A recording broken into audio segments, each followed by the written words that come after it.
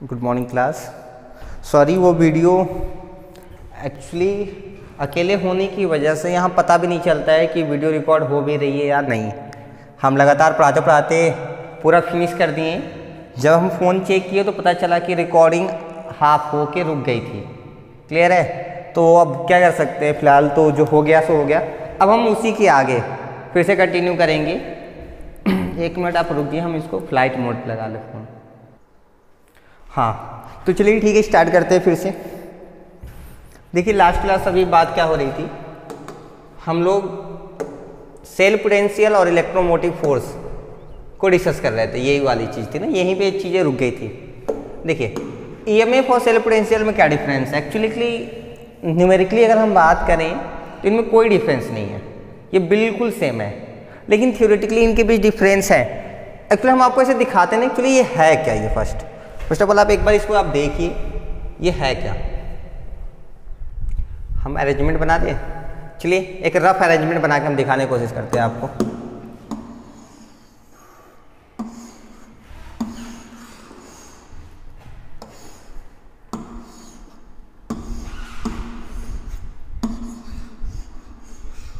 ये salt bridge हो गया, ये इलेक्ट्रोड, यहाँ पे इलेक्ट्रोलाइट्स भरे होंगे, मेटल इलेक्ट्रोलाइट्स जो भी हैं, और देखिए इनको कनेक्ट किया गया था। ठीक है, इसके साथ साथ हमने यहाँ पर एक बैटरी लगाई हुई थी। हाँ, जब हमारा टॉपिक लेक्चर नंबर 2 चल रहा था तो वहाँ पे फिर हमने देखा था कि जब ये काम नहीं कर रहा था, यानी कि एकदम जीरो रखे थे, तो इनके और इनके बीच कोई ना कोई पोटेंशियल डिफरेंस रहा होगा, बिल्कुल रहा होगा। देखिए अब हमने क्या किया, इस वैल्यू को बढ़ाना इंक्रीज किया। जब हम इसकी जिंक और इसको कॉपर लेके चले थे तो हमें मालूम था ये वैल्यू कितनी आती है, 1.1 वोल्ट आती है। ठीक है, तो हमने क्या था, धीरे धीरे हम इस बैटरी से पोटेंशियल डिफरेंस को बढ़ाएंगे। बढ़ाते गए, 0 किया, 1 किया, नहीं 0 पर डायरेक्ट 1 मत करिए, 0.3, 0.5, 0.7, 0.9, फिर 1 किया हमने, तब तक भी कुछ नहीं हुआ, लगातार करंट का फ्लो हो रहा था। ठीक है, लेकिन जैसे ही हमने इस बैटरी के वोल्टेज को 1.1 वोल्ट किया, करंट फ्लो होना रुक गया। क्यों रुक गया, याद आया? हाँ, क्यों रुक गया? क्योंकि इनके बीच का भी पोटेंशियल डिफरेंस 1.1 वोल्ट, जिसकी वजह से करंट इस साइड में जा रही थी। अभी ऊपर का भी पोटेंशियल डिफरेंस 1.1 वोल्ट, जिसकी वजह से करंट इस साइड में जा रही है। देखिए करंट के अमाउंट सेम, लेकिन अपोजिट डायरेक्शन में होने की वजह से क्या होता है, एक दूसरे को कैंसल आउट कर देंगे। यानी कि इस टाइम पे यहाँ पर कोई भी करंट फ्लो नहीं हो रही थी। याद आया ना? हाँ, तो पता है ये जो मैक्सिमम वैल्यू है, अगर हम 1.1 से ज़्यादा कर देंगे तो बताइए करंट फ्लो होगी कि नहीं होगी? बिल्कुल होगी, बस रिवर्स हो जाएगी। पहले करंट का फ्लो ये डायरेक्शन था, अभी कैसा हो जाएगा, इस डायरेक्शन में हो जाएगा। तो खैर हमें उतना आगे नहीं जाना है। उस केस में तो ये किसकी तरह काम करने लगता है, इलेक्ट्रोलाइटिक सेल की तरह से। अब हमें दो चीज़ें मिल गई। एक, जब हमारा 1.1 वोल्ट से वैल्यू कम होती है तो करंट फ्लो होता रहता है। जब वैल्यू 1.1 वोल्ट एग्जैक्ट हो जाती है तो करंट का फ्लो नहीं होता है। ठीक है, तो ये जो 1.1 वोल्ट है इसको हम बोलते हैं ईएमएफ, इलेक्ट्रोमोटिव फोर्स। और ये जो 1.1 वोल्ट से छोटी वैल्यू है इससे हम बोलते हैं सेल पोटेंशियल।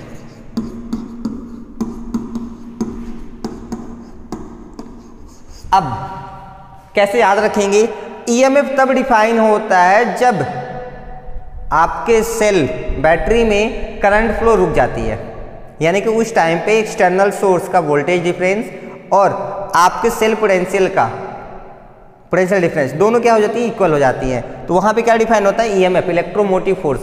लेकिन ठीक इलेक्ट्रोमोटिव फोर्स अचीव करने से थोड़ा सा पहले, यानी कि 1.1 वोल्ट से मान लीजिए पहले ही आपको मिला 1.002 वोल्ट, इस केस में क्या इलेक्ट्रिक करंट फ्लो हो रही होगी या नहीं? बिल्कुल हो रही होगी। तो उस टाइम पे जो सेल पोटेंशियल होगा उसको हम सेल पोटेंशियल कहते हैं। यानी कि सेल पोटेंशियल और ईएमएफ में बहुत ज़्यादा डिफरेंस नहीं है। ईएमएफ मैक्सिमम वैल्यू के लिए डिफाइन है और सेल पोटेंशियल मिनिमम वैल्यू के लिए। मिनिमम नहीं कह सकते हैं, आप कह सकते हैं मैक्सिमम से थोड़ी छोटी वैल्यू के लिए डिफाइन है। देखिए EMF, it is the potential difference between cathode and anode when no current is withdrawn from the cell. हाँ, जब सेल से कोई भी करंट पास नहीं होती है उस केस में क्या डिफाइन होता है, ईएमएफ, यानी कि करंट का फ्लो रुका हुआ हो। पोटेंशियल, देखिए सेल पोटेंशियल क्या होता है, it is the potential difference between cathode and anode when the cell is working, यानी कि ठीक मैक्सिमम वैल्यू से थोड़ा कम। बी पॉइंट देखिए, it is the maximum voltage a cell can deliver. हाँ, किसी भी पोटेंशियल, किसी भी दो इलेक्ट्रोड्स के बीच का पोटेंशियल डिफरेंस मैक्सिमम वैल्यू कितनी होगी, ईएमएफ के इक्वल होगी, उससे ज़्यादा नहीं हो सकता। लेकिन सेल पोटेंशियल की वैल्यू हमेशा क्या होगी, ईएमएफ से छोटी होगी, थोड़ा सा ही छोटा हो लेकिन छोटी होगी। नेक्स्ट देखिए, it is measured by potential meter and that is measured by a volt meter.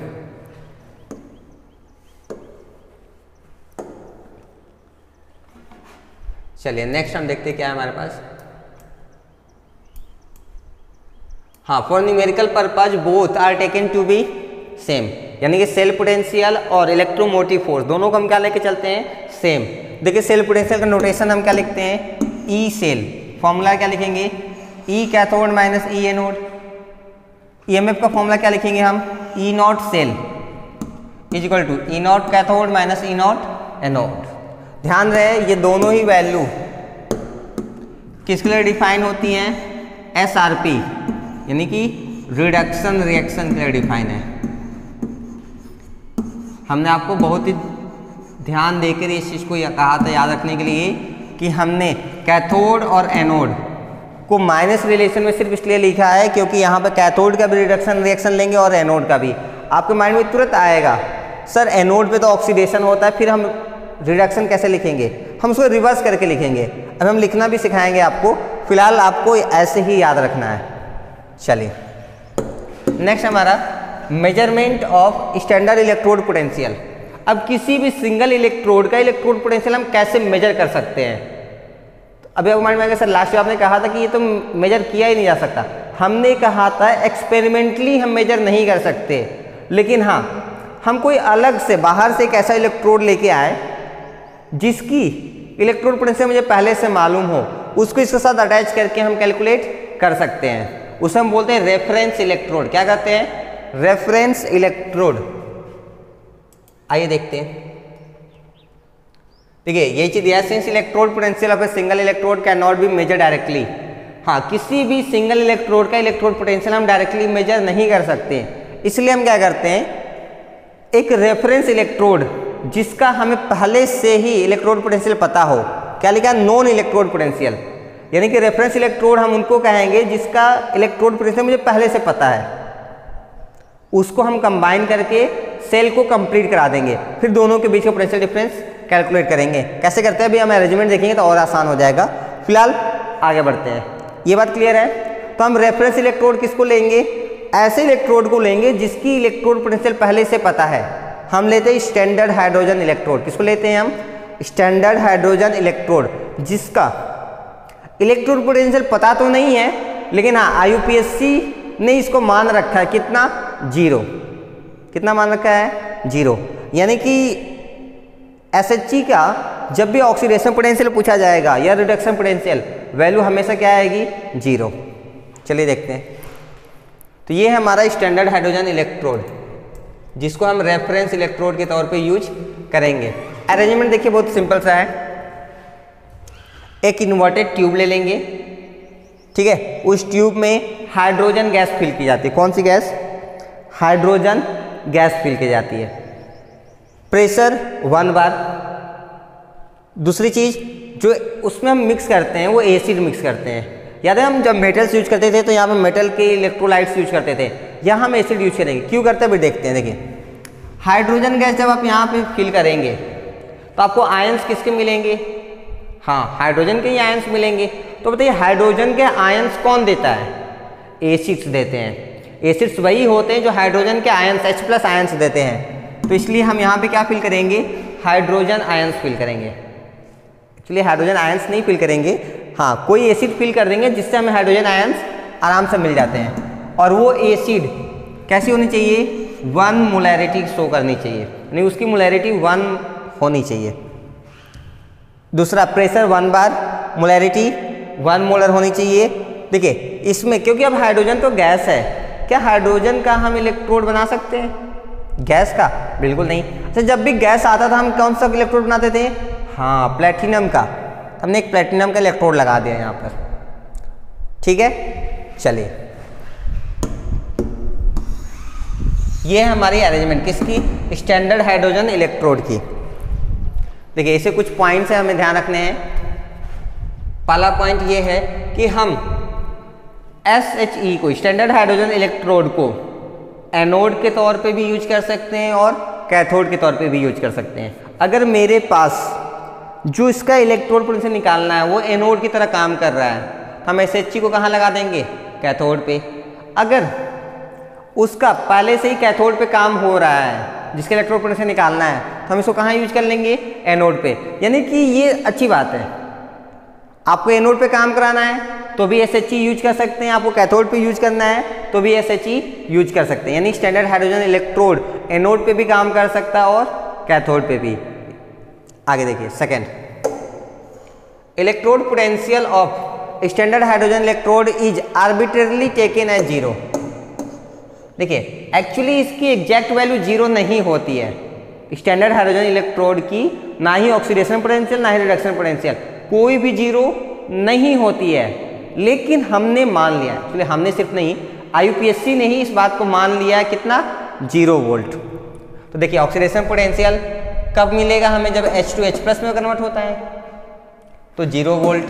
Reduction potential कब मिलता है? जब H+ H2 में कन्वर्ट होता है तो भी 0 वोल्ट।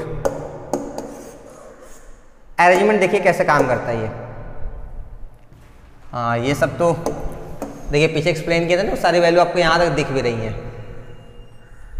खैर नेक्स्ट देखिए हमारे पास क्या है, एक अरेंजमेंट है। देखिए एक तरफ हमारा जिंक इलेक्ट्रोड है, तो बताइए इसमें कौन से इलेक्ट्रोलाइट्स यूज होंगे? जिंक के। सॉल्ट ब्रिज वगैरह सब अरेंजमेंट वही है। ये देखिए क्या लगाया गया हमारा SHE, स्टैंडर्ड हाइड्रोजन इलेक्ट्रोड। यहाँ पे जो सोल्यूशन यूज होगी वो कौन सी सोल्यूशन होगी? एसिड, जिसकी मोलैरिटी कितनी होनी चाहिए? 1। यहाँ तक क्लियर है। दूसरी चीज, ये जो ट्यूब है इसमें कौन सी गैस भरी होगी? Hydrogen gas. यहाँ पे हम प्लेटिनम का इलेक्ट्रोड बनाते हैं, क्यों बनाते हैं? क्योंकि हाइड्रोजन गैस का इलेक्ट्रोड तो बना ही नहीं सकते, तो फिर प्लेटिनम ही क्यों? क्योंकि प्लेटिनम इनर्ट इलेक्ट्रोड होता है, यानी कि ये प्लेटिनम इस सेल के रिएक्शन को कहीं भी डिस्टर्ब नहीं करेगा। दूसरी चीज, यहाँ जो हम हाइड्रोजन गैस भरते हैं वो 1 बार प्रेशर पे ही भरते हैं, क्यों? क्योंकि हम स्टैंडर्ड हाइड्रोजन इलेक्ट्रोड की बात कर रहे हैं। तो स्टैंडर्ड का मतलब स्टैंडर्ड टेम्परेचर 298 केल्विन, 1 बार प्रेशर, और कंसंट्रेशन ऑफ आयंस कितना होना चाहिए? 1 मोल, 1 मोलैरिटी होनी चाहिए, 1 मोलर। तो देखिए ये 1 मोलर है, ये 1 बार प्रेशर है और टेम्परेचर 298 केल्विन। आपको 25 डिग्री सेल्सियस पे ये एक्सपेरिमेंट कराना है, सही है। अब देखिए क्या हुआ, हमें इसका ये जो है ना, इसका इलेक्ट्रोड पोटेंशियल निकालना है, जो कि मुझे खुद ही नहीं पता। लेकिन हाँ इसका हमने मान रखा है कितना? 0। अगर हम इन दोनों का कंप्लीट निकाल लें और मान लीजिए आ गया 0.76, ऐसे मान लेते हैं, इनके बीच से निकाला हमने, पोटेंशियल डिफरेंस कितना आया? 0.76। तो बताइए इसका इलेक्ट्रोड पोटेंशियल कितना आएगा? 0.76 ही आएगा। क्यों? क्योंकि ये तो 0 है ना। हाँ ये बात और है कि अभी ये 0.76 जो आपने निकाला वो दोनों के मिलाने के बाद निकला होगा, एक बात। लेकिन ये तो 0 ही था, इसका तो कुछ भी नहीं था उसमें। ये कुछ ऐसा ही है, हमने काम दिया 5 लोगों को प्रोजेक्ट वर्क, ठीक है, जिसमें से एक ही बच्चे ने पूरा काम करके लाया है। ये बात और है कि उस प्रोजेक्ट के नंबर 5 को मिलेंगे ना, क्योंकि पूरी ग्रुप है। लेकिन अगर हमसे पूछा जाए कि उसमें काम किसका है, तो एक ही बच्चे का है जिसने किया उसको। कुछ ऐसा ही है, इन दोनों को मिलाने के बाद जो पोटेंशियल डिफरेंस आया वो कितना था? 0.76। लेकिन इसने तो कुछ किया ही नहीं था, इसका तो सब 0 है। तो एक्चुअली ये वैल्यू किसकी हुई? इसकी हुई। ऐसे कैलकुलेट करते हैं। अभी बात समझ में आ गई। अब दूसरी प्रॉब्लम ये आती है, सर ये 0.76 कैसे मिलेगा हमें? क्या हमें ये याद करना है? नहीं, ये 0.76 भी आराम से मिल जाएगा। देखिए कैसे, यहां पर आप एक बैटरी लगा देंगे, हमें तो ये वैल्यू निकालनी है। ये क्या है? ईएमएफ। ईएमएफ निकालना हमें। ईएमएफ तो हमने बताया था निकालना ना पिछले लेक्चर नंबर 2 में। चलिए भूल गए तो कोई बात नहीं। इसके बाहर से बैटरी लगा के उसकी पोटेंशियल डिफरेंस को बढ़ाते जाइए। एक टाइम के बाद करंट फ्लो रुक जाता है। हाँ, जिस वोल्टेज पे ये करंट फ्लो रुकेगा, यहाँ पे एक पोटेंशियल मीटर लगा के हम क्या करते हैं, उस वोल्टेज को रिकॉर्ड कर लेते हैं कि किस वोल्टेज पे यहाँ पे करंट फ्लो रुक गया। कैसे मालूम चलता है? इस डिफ्लेक्शन की वजह से। अगर ये कुछ ऐसा है, इसका मतलब करंट फ्लो लगातार हो रहा है। अगर वो बिल्कुल स्ट्रेट आ गया ऐसा, यानी करंट फ्लो रुक गया, तो वही वोल्टेज यहाँ भी होगा। यही तो ईएमएफ है। जब यहाँ की वोल्टेज यहाँ की वोल्टेज दोनों क्या हो जाती हैं? इक्वल हो जाती है। तो हम वहाँ से इसकी वैल्यू निकाल सकते हैं। एक्सपेरिमेंटली ये निकाली गई वैल्यू है, जितनी आती है 0.76 वोल्ट आती है। देखिए यहाँ पे दिया भी है ई नॉट ऑफ सेल। कौन सा सेल? हाँ, जिंक की बात हो रही है। 0.76 वोल्ट। ये क्या एक्सपेरिमेंटल एक वैल्यू है जो कि आपको याद बिल्कुल नहीं करना है। देखिए, टू मेजर द एसआरपी और एसओपी ऑफ एन एलिमेंट, किसी भी एलिमेंट की स्टैंडर्ड रिडक्शन पोटेंशियल या स्टैंडर्ड ऑक्सीडेशन पोटेंशियल मेजर करने के लिए इट इज कंबाइंड विद एसएचई। हम उसको क्या करते हैं? स्टैंडर्ड हाइड्रोजन इलेक्ट्रोड के साथ जोड़ देते हैं ताकि सेल कंप्लीट हो, सर्किट कंप्लीट हो। Then its standard EMF is calculated using a potential meter. फिर हम पोटेंशियल मीटर की हेल्प से उसकी स्टैंडर्ड ईएमएफ कैलकुलेट कर लेते हैं और फिर वहाँ से हमें क्या मिल जाता है? एसओपी और एसआरपी मिल जाता है। कैसे मिलता है? देखिए, ये आपको स्टैंडर्ड ईएमएफ पता है तो बताइए फॉर्मूला याद है स्टैंडर्ड ईएमएफ का? हाँ, ई नॉट ऑफ सेल क्या होता है? E nought cathode minus E nought anode. हमने कहा था एक चीज आपको याद रखना है, कैथोड पे तो रिडक्शन होता ही है, कोई दिक्कत नहीं है। एनोड पे क्या होता है? ऑक्सीडेशन। लेकिन हम दोनों के लिए किसको डिफाइन करते हैं? रिडक्शन ही डिफाइन करते हैं। याद है ना? भूले नहीं है? भूलना बिल्कुल नहीं है। इसलिए हमने कहा था कुछ बुक्स में यहाँ पॉजिटिव लिख के मिलता है। वो पॉजिटिव इसलिए लिखता है क्योंकि वो यहाँ पे क्या बोलते हैं? ऑक्सीडेशन को डिफाइन किया रहते हैं। तो खैर हमें वो सब याद करने की जरूरत नहीं है। चलिए, तो बस अब हम रिएक्शन लिख लेते हैं। रिएक्शन क्या होगा? देखिए, कैथोड पे हमने क्या यूज किया था? हाइड्रोजन इलेक्ट्रोड ना। तो देखिए, हाइड्रोजन इलेक्ट्रोड का जब रिडक्शन कराएंगे तो बताइए क्या होगा? H+ कन्वर्ट होगा किस में? H2 में होगा ना। तो देखिए कैसे लिखेंगे? E naught H+ changes to H2 minus. Anode पे बात करें, एनोड पे कौन है हमारा? जिंक। जिंक में होता क्या है? हाँ, zinc changes to zinc ion. अच्छा, अगर जिंक आयन बन रहा है तो बताइए ये ऑक्सीडेशन हो रहा है या रिडक्शन? हाँ, ये तो ऑक्सीडेशन हो गया ना, जिंक से जिंक आयन। इलेक्ट्रॉन लूज करके जिंक आयन बनाया। नहीं, हमें कौन सा यूज करना है यहाँ पर? रिडक्शन। तो रिडक्शन कैसे लिखेंगे? E zinc ion changes to zinc. हाँ, बात समझ में आ रही है? ऐसे ही करते हैं। अलग बात है ऑक्सीडेशन डिफाइन है, लेकिन अगर ऑक्सीडेशन डिफाइन है, अगर हमसे कहते हैं कि रिडक्शन लिखना है तो हम बिल्कुल रिडक्शन रिएक्शन लिख सकते हैं। बस क्या करेंगे? हम जिंक आयन से जिंक बना देंगे। देखिए यहाँ 2+ चार्ज है, यहाँ पे एक भी चार्ज नहीं है। चार्ज डिक्रीज हो गया, यानी कि ऑक्सीडेशन क्या हो रहा है? रिडक्शन हो रहा है। सही है? ये इलेक्ट्रॉन्स को एक्सेप्ट किया होगा तब जाके जिंक मेटल बना है। तो अब देख लीजिए 0.76। ये बताइए रिडक्शन पोटेंशियल ऑफ हाइड्रोजन कितना होता है? 0। अच्छा, ऑक्सीडेशन पोटेंशियल ऑफ हाइड्रोजन कितना होता है? वो भी 0 होता है। पीछे हमने माना था ना SHE का ऑक्सीडेशन पोटेंशियल यानी कि SOP और SRP दोनों वैल्यू क्या होती हैं? 0। ये तो हमने आधा हो गया 0 माइनस ये वैल्यू। अब ये वैल्यू निकालना तो माइनस उड़ा के इधर लेके आइए। तो देखिए स्टैंडर्ड इलेक्ट्रोड पोटेंशियल कौन सा? ये हाँ SRP है। SRP कितना आया? -0.76 वोल्ट। कैसे पता चला SRP है ये? क्योंकि जिंक आयन जिंक बन रहा है, रिडक्शन हो रहा है, तो ये SRP वैल्यू है। हमसे SOP पूछेगा तो हम क्या करेंगे? माइनस को प्लस बना देंगे। कितना हो जाएगा? 0.76 वोल्ट। देखिए SRP आ गया -0.76 वोल्ट, SOP आ गया +0.76 वोल्ट। सही है? ये ऐसे काम करता है। और कुछ है यहाँ पर? नहीं। चलिए नेक्स्ट पेज।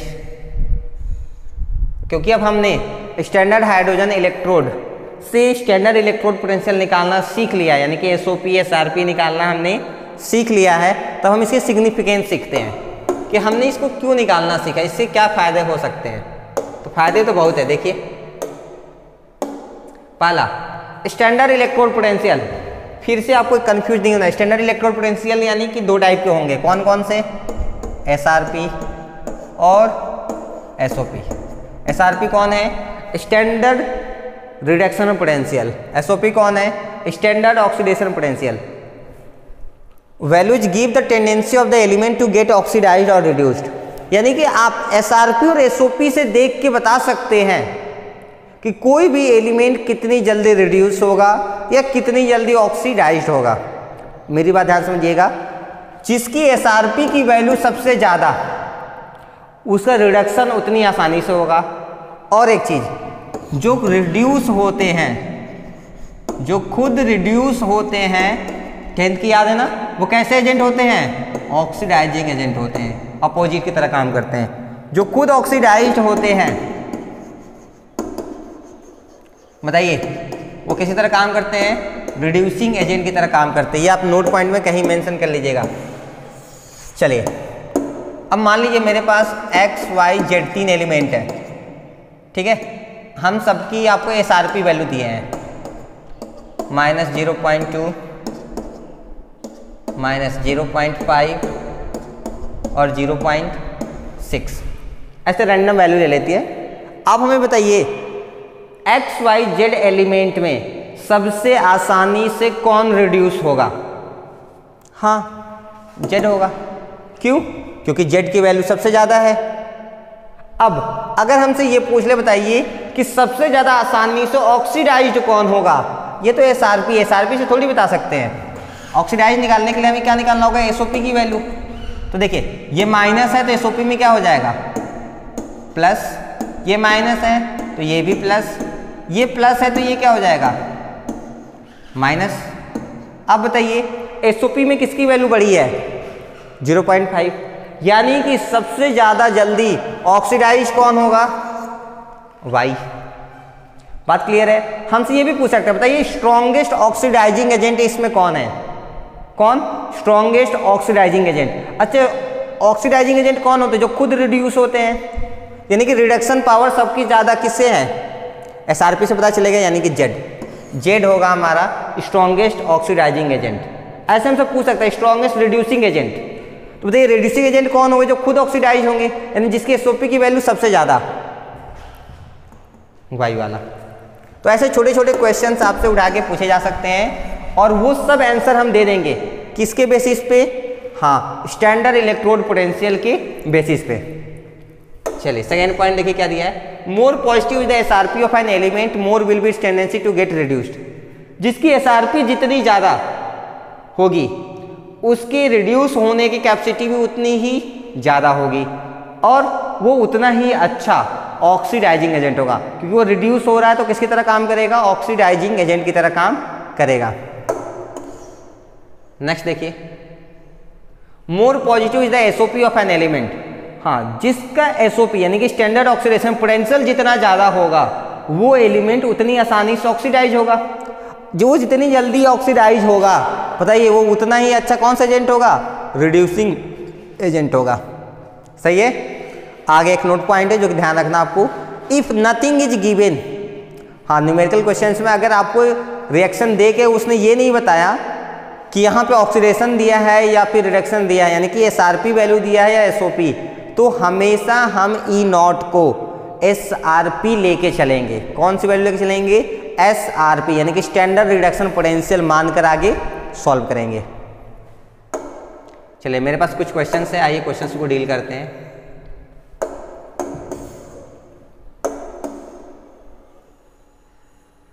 मेरे पास कुछ रिएक्शंस पड़े हुए हैं, देखिए A B C D. Question यहाँ दिया है, which among the above is the strongest reducing agent. ध्यान दीजिएगा क्वेश्चन क्या पूछ रहा है, स्ट्रॉन्गेस्ट रिड्यूसिंग एजेंट। कौन सा एजेंट? Reducing agent. क्या हमें ये डिटेल्स डायरेक्ट एजेंट के बारे में बताते हैं क्या? नहीं, हमें तो ये बताते हैं कौन ऑक्सीडाइज होगा, कौन रिड्यूस होगा। तो खैर बताइए स्ट्रॉन्गेस्ट रिड्यूसिंग एजेंट कौन होते हैं, जो ऑक्सीडाइज होते हैं या जो रिड्यूस होते हैं? हाँ, जो ऑक्सीडाइज होते हैं, यानी कि हमें वो ढूंढना होगा जो सबसे ज़्यादा आसानी से क्या हो जाए, ऑक्सीडाइज्ड हो जाए। ये बात समझ में आई? कोई दिक्कत नहीं। अच्छा, कौन ज़्यादा ऑक्सीडाइज होगा वो किस पर डिपेंड करता है? एसओपी की वैल्यू पर। यानी कि हमें क्या चाहिए, एसओपी चाहिए। चलिए आइए देखते हैं हमें क्या दिया है। ये दिया मैग्नीशियम आयन किस में बदल रहा है, मैग्नीशियम में, है ना। तो बताइए ये वैल्यू किसकी हो गई, एसओपी की या एसआरपी की? अगर मैग्नीशियम आयन मैग्नीशियम बन रहा है तो ऑक्सीडेशन हो रहा है, रिडक्शन हो रहा है। देखिए पावर डिक्रीज हो रही है, या फिर ऐसे देखिए इलेक्ट्रॉन्स को एक्सेप्ट कर रहा है, तो क्या है ये, रिडक्शन। यानी ये वैल्यू क्या है हमारी, एसआरपी। देखिए यहाँ भी वही हो रहा है, एसआरपी एसआरपी एसआरपी। ये सब हमें क्या दे रखा है, एसआरपी। हमें क्या चाहिए, एसओपी। तो यहाँ पे हम एसओपी निकाल देंगे। ये माइनस है तो एसओपी में क्या हो जाएगा, प्लस। ये माइनस है तो ये भी प्लस, ये माइनस है ये भी प्लस, ये माइनस है तो ये भी प्लस। ये आ गई एसओपी की वैल्यू। एसओपी वैल्यू देख के बताइए किसकी एसओपी की वैल्यू सबसे ज्यादा दिख रही है, ये है ना। यानी कि ये सबसे ज्यादा जल्दी ऑक्सीडाइज्ड होगा। अगर इसका ऑक्सीडेशन जल्दी होगा तो बताइए किसकी तरह काम करेगा, रिड्यूसिंग एजेंट की तरह। बताइए किस मेटल का है, मैग्नीशियम का। हमारा आंसर क्या आ गया, मैग्नीशियम आ गया। समझ में आ गया? ऐसे ही आप एक क्वेश्चन और नोट कर लीजिए, घर पे कर लीजिएगा। अब आप वहां पे हमें बताइएगा ऑक्सीडाइजिंग एजेंट, इसमें स्ट्रॉन्गेस्ट ऑक्सीडाइजिंग एजेंट कौन होगा, कर सकते हैं? चलिए ढूंढ के करिएगा। एक और होमवर्क है आपके लिए, क्वेश्चन हम समझा देते हैं ताकि आराम से आप कर सकें। 3 metallic cations have their SRP value. ध्यान रखें कौन सी वैल्यू दिया है, एसआरपी। किसके लिए, एक्स वाई जेड के लिए। एक्स के लिए दिया है 0.52, वाई के लिए दिया है -3.03 और जेड के दिया है -1.18। अब हमसे पूछ रहे correct order of reducing power. Reducing power मतलब वो सामने वाले को रिड्यूस करेगा, यानी कि किसकी तरह काम करेगा, ये रिड्यूसिंग एजेंट की तरह। बताइए रिड्यूसिंग एजेंट हमें किससे मिलते हैं, हाँ, जो खुद ऑक्सीडाइज होते हैं। तो आप पहले इन सब की एसओपी निकाल लेंगे, एसओपी वैल्यू को डिक्रीजिंग ऑर्डर में अरेंज कर लेंगे और वहां से आपको मिल जाएगा कि किसकी रिड्यूसिंग एजेंट कैपेसिटी सबसे ज़्यादा होगी। फिर उसको, फिर उसके बाद वाले को, फिर उसके बाद वाले को, फिर अपना ऑप्शंस देख लेंगे ABCD में कौन सा मैच कर रहा है। ठीक है, क्लियर है? चलिए थोड़ा सा कुछ एक्स्ट्रा भी पढ़ लें।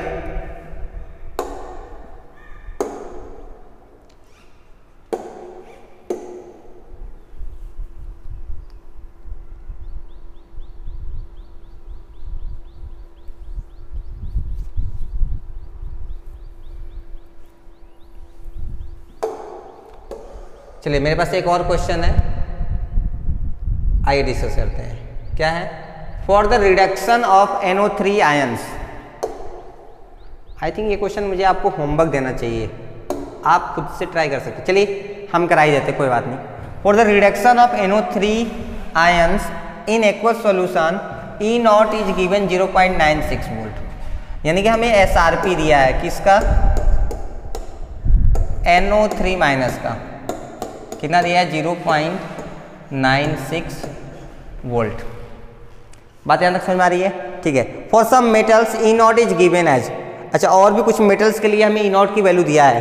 देखिए आयरन, मरकरी, वैनेडियम और गोल्ड के लिए। ठीक है, अब ये कैसे पता चलेगा ये वैल्यू SRP है कि SOP है? सही सवाल है ना। देखिए Fe2 प्लस Fe में बदल रहा है, Hg2 प्लस Hg बदल रहा है, V2 प्लस V में बदल रहा है, Au3 प्लस Au में। तो बताइए यहाँ इस सब का क्या हो रहा है, ऑक्सीडेशन या रिडक्शन? हाँ, रिडक्शन हो रहा है। यानी ये सब वैल्यू किसकी है, SRP की है। सही है। चलिए हमसे क्वेश्चन पूछा गया है, which metal can not be oxidize by NO3 minus aqueous medium. यानी इसमें कौन सा मेटल है, ये चार में से कौन सा ऐसा मेटल है जो NO3 से ऑक्सीडाइज नहीं होगा। हाँ, वो NO3 से ऑक्सीडाइज नहीं होगा, यानी कि वो उसकी रिडक्शन पावर क्या होगी, उससे ज़्यादा होगी। देखिए वो ये पूछना चाहता है कि कौन सा मेटल है जो NO3 से ऑक्सीडाइज नहीं हो पाएगा, यानी कि NO3 उसको ऑक्सीडाइज नहीं कर पाएगा। अगर ऑक्सीडाइज नहीं कर पाएगा तो वो मेटल क्या हो रहा होगा, रिड्यूस हो रहा होगा। बात समझ आ रही है? हाँ, यानी कि अच्छा ये बाकी मेटल्स को ऑक्सीडाइज कर रहा होगा, एक मेटल को छोड़ के बाकी सबको ये ऑक्सीडाइज कर रहा होगा। अगर ये उनको ऑक्सीडाइज कर रहा है, किसकी तरह काम कर रहा होगा, ऑक्सीडाइजिंग एजेंट की तरह कर रहा होगा। अगर ये ऑक्सीडाइजिंग एजेंट की तरह काम कर रहा होगा तो बताइए इसकी कौन सी वैल्यू ज़्यादा होगी, SRP वैल्यू इससे ज़्यादा होगी। यानी कि आप देख के बता सकते हैं, अगर NO3 माइनस की SRP ज़्यादा है तो ऑक्सीडाइजिंग एजेंट की तरह काम करेगा, उनको ऑक्सीडाइज करेगा। अगर NO3 माइनस की SRP वैल्यू कम हो गई तो सामने वाले को ऑक्सीडाइज नहीं कर पाएगा। बात समझ आई? यानी सारा खेल किस पे है, SRP ऑफ NO3 माइनस पे है। तो देखिए SRP ऑफ NO3 माइनस कितना, 0.96 वोल्ट। ये देखिए किसका, आयरन का। आयरन का SRP कितना, -0.4 वोल्ट। बताइए दोनों में से किसकी SRP ज़्यादा है, NO3 माइनस की। तो बताइए ये क्या करेगा, खुद तो रिड्यूस होगा, सामने वाले को क्या करेगा, ऑक्सीडाइज करेगा। तो ये तो ऑक्सीडाइज हो गया, हमें वो निकालना है जो ऑक्सीडाइज नहीं होगा। अब देखिए NO3 में और मरकरी में, मरकरी का कितना, -0.86, इसका 0.96 पॉजिटिव। किसकी वैल्यू ज़्यादा है, फिर से NO3 माइनस का। तो ये खुद क्या हो जाएगा, रिड्यूस, क्योंकि इसका SRP वैल्यू ज़्यादा है तो ये खुद रिड्यूस होगा, सामने वाले को क्या करेगा, ऑक्सीडाइज, यानी ये भी ऑक्सीडाइज हो जाएगा। यानी ये ऑक्सीडाइज हो गया, ये ऑक्सीडाइज हो गया। अब फिर डिस्कस करते हैं 0.96 और -1.19 वोल्ट। फिर किसकी वैल्यू ज़्यादा होगी, SRP वैल्यू इसकी ज़्यादा है क्योंकि ये पॉजिटिव, ये सब नेगेटिव है। तो बताइए ये खुद रिड्यूस होगा तो सामने वाले को ऑक्सीडाइज, यानी कि वैनेडियम को भी ऑक्सीडाइज कर देगा। अब देखिए इसकी SRP 0.96, इसकी SRP 1.48, पॉजिटिव पॉजिटिव। तो ये 0.96 बड़ा है कि 1.48, ये बड़ा है ना। तो बताइए किसकी SRP ज़्यादा हो गई, गोल्ड की SRP ज़्यादा है। तो बताइए गोल्ड और NO3 माइनस में कौन रिड्यूस होगा, गोल्ड रिड्यूस होगा। अगर गोल्ड खुद रिड्यूस हो गया तो क्या गोल्ड ऑक्सीडाइज होगा, नहीं होगा, वो इसी को ऑक्सीडाइज कर देगा, वो खुद ऑक्सीडाइज नहीं होगा। देखिए यही क्वेश्चन था, which metal can not be oxidize by NO3 minus, यानी कि NO3 माइनस किसको ऑक्सीडाइज नहीं कर सकता, गोल्ड को, क्योंकि गोल्ड खुद ही रिड्यूस हो गया। यानी यही हमारा आंसर है। आंसर क्या हो गया हमारा, गोल्ड। बात समझ में आ रही है? हाँ, हमें पता है थोड़ी सी दिक्कत होगी समझने में। अगर दिक्कत होगी तो कुछ मत करिए, आप वीडियो को बैक करके फिर से रिवाइंड करके सुनिए हम क्या कहना चाहते हैं। NO3 माइनस की SRP वैल्यू दी है, जिसके साथ ये कंबाइन होगा, अगर उसकी SRP ज़्यादा हो गई इससे तो कौन रिड्यूस होगा आसानी से, वो रिड्यूस होगा। अगर वो रिड्यूस हो रहा है तो NO3 माइनस क्या होने लगेगा, ऑक्सीडाइज होने लगेगा। यानी कि अगर NO3 माइनस को किसी को ऑक्सीडाइज करना है तो खुद को क्या करना होगा, रिड्यूस करना होगा। यानी कि इसके SRP वैल्यू उससे ज़्यादा रखनी होगी। इन सब में से इसकी SRP वैल्यू ज़्यादा है तो इन तीनों को तो ये ऑक्सीडाइज कर देगा, लेकिन इसमें और इसमें इसकी SRP ज़्यादा हो गई, इसकी SRP कम है। क्योंकि इसकी SRP अगर कम है तो ये उसको ऑक्सीडाइज नहीं कर पाएगा और खुद ऑक्सीडाइज हो जाएगा। तो ये हमारा आंसर होगा कौन, गोल्ड। चलिए एक और होमवर्क है आपके लिए, आप घर पे आराम से ट्राई करिएगा सोच के, ठीक है। हाँ, आपको जो हमें सिखाना है, एक्चुअली सिखाना क्या, कुछ छोटी छोटी चीज़ें आपको बतानी है जो आपको एज इट इज याद रखनी है। हाँ, आगे और एक लेक्चर यानी कि नेक्स्ट लेक्चर नंबर 4 में, नहीं 4 तो यही हो गया ना, 5 में यूज होंगी। देखिए क्या है, कीवर्ड्स 96500 कूलम की वैल्यू 1 फैराडे के इक्वल मानी जाती है। एक्चुअली ये एग्जैक्ट 96500 नहीं होता है, कुछ वैल्यू छोटी होती है, लेकिन हम मान के चलते हैं कि 96,500 कूलम्ब की वैल्यू 1 फैराडे की इक्वल होती है। आगे के डेरिवेशंस में हम यूज करेंगे, इसलिए हम आपको पहले बता रहे हैं। सही है, हो सकता है फिजिक्स में आपने पढ़ भी रखा हो, अगर नहीं भी पढ़े हैं तो क्योंकि आपके इलेक्ट्रिकल चैप्टर चल रहा होगा तो आगे चल के अभी आप पढ़ेंगे। ठीक है, तो 1 फैराडे की वैल्यू 96,500 कूलम्ब के आसपास आती है, एक चीज। दूसरी, इलेक्ट्रिकल वर्क डन अगर आपको निकालना है, इलेक्ट्रिकल वर्क डन आपको अगर निकालना है तो क्या निकालेंगे? W equal to Q into V. कैसे निकालते हैं? W equal to Q into V, जहाँ क्यू क्या हमारा चार्ज, V क्या होता है पोटेंशियल डिफरेंस। ये फॉर्मूला आपको याद होना चाहिए। और देखिए नेचुरल लॉग ln, तो बोलते हैं नेचुरल लॉग। नेचुरल लॉग की वैल्यू बेस 10 में जब हम निकालते हैं तो कितनी आती है? 2.303 लॉग बेस 10। ये वैल्यू हम लोग पहले भी निकालना सीख चुके हैं। हाँ खैर, अगर आप भूल गए होंगे तो कोई बात नहीं, अभी फिर से हम आपको रिवाइंड कराते हैं। नेचुरल लॉग ln की वैल्यू कितनी होती है? 2.303 लॉग बेस 10। इसको पढ़ते हैं लॉग बेस 10। ठीक है, इसके साथ साथ लॉग की कुछ और प्रॉपर्टीज भी आपको आनी चाहिए। हमने नहीं लिखा, आप लिख लीजिएगा। पहला देखिए, log m to the power n, अगर ये है तो इसका हो जाता है फॉर्मूला n log m। पहला ये याद रखेंगे। दूसरा, log m इंटू n अगर है तो आप इसको ऐसे लिख सकते हैं, log of m plus log of n।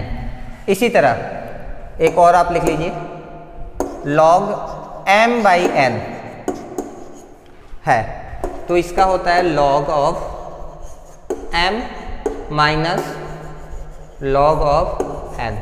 ये छोटे छोटे फॉर्मूले हैं जो आपको निकालने आने चाहिए, कैलकुलेशंस में आपके काम आते रहेंगे। सही है, कर सकते हैं। एक और देख लीजिए, log ऑफ 1 बाई m की वैल्यू होती है माइनस ऑफ log m।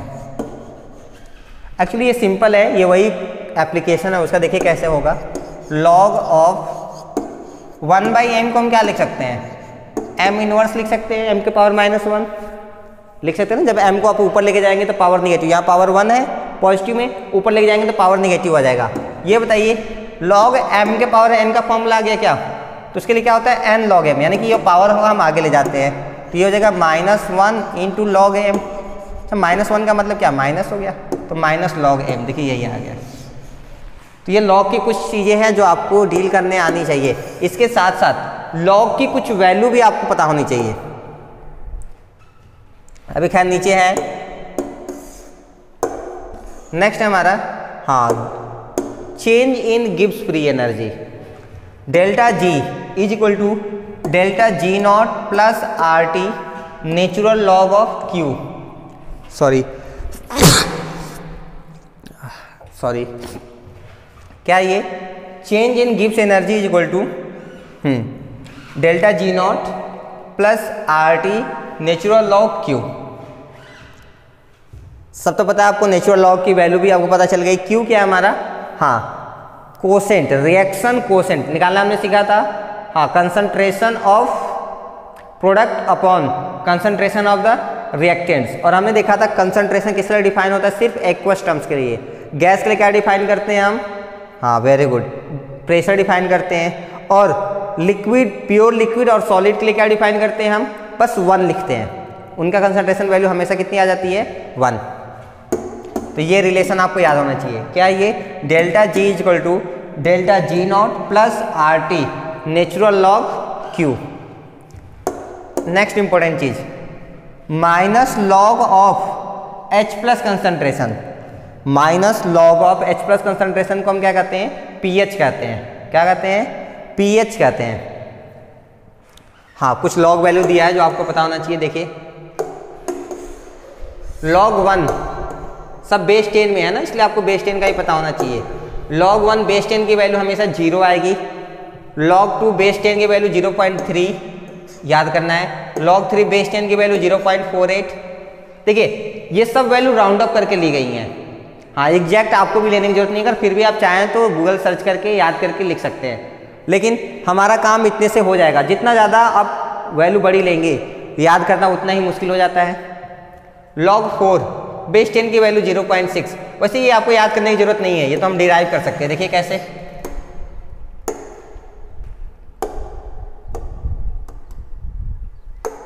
क्या दिया, log 4 बेस 10।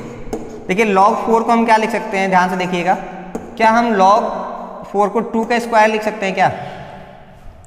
2 स्क्वायर इज 4 लिख सकते हैं। देखिए इसका पावर आ गया ना, log m के पावर n क्या होता है, पावर को पहले लिखते हैं तो ये हो जाएगा 2 ये वाला, फिर क्या बचा log 2 बेस 10।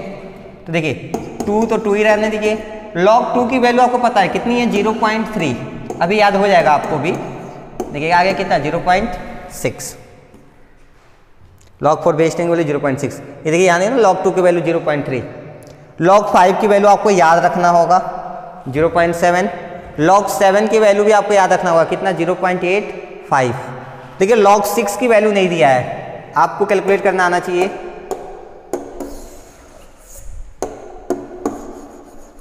log 6, देखिए log 6 को आप क्या लिख सकते हैं, log 2 × 3 लिख सकते हैं या नहीं लिख सकते, लिख सकते हैं ना।